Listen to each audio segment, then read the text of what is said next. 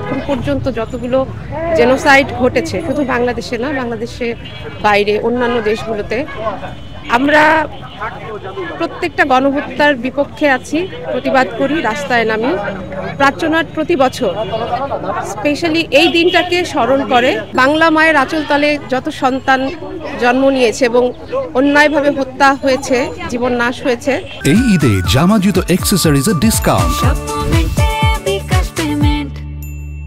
এরকম জেনোসাইড, এরকম হত্যা আর বিচার বহির্ভূত কোনো হত্যা যেন এদেশে আর না ঘটে, সেই 25শে মার্চ 1971কে স্মরণ করে এখন পর্যন্ত আমরা এটাকে বহন করে নিয়ে আসছি এবং প্রাচ্যনাট যতদিন থাকবে এটা বহন করব আমরা।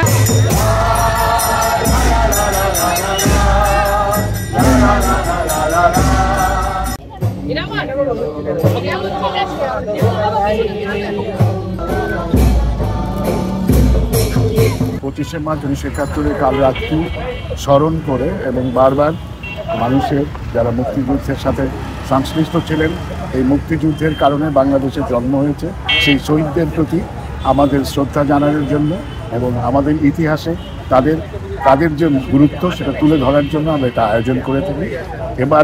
গতবার থেকে আমরা শুরু করেছি শুধু মুক্তিযুদ্ধ বা 1971ই নাও, সারা পৃথিবীতে ঘটে যাওয়া নানান জেনোসাইড যেগুলো হয়েছে এবং যেগুলো চলমান, সেগুলোর সাথেও আমাদের একই কথা, একই বার্তা যে আমরা এই জেনোসাইডের এর তদন্ত চাই, বিচার চাই এবং সারা পৃথিবী থেকে জেনোসাইড শব্দটি যাতে বিলুপ্ত হয়, কখনো যাতে মানব জাতির এত বড় বিপর্যয় না হয় যে কোনো ঘটনার কারণে, যুদ্ধের কারণে লক্ষ লক্ষ লোক মৃত্যুবরণ করে।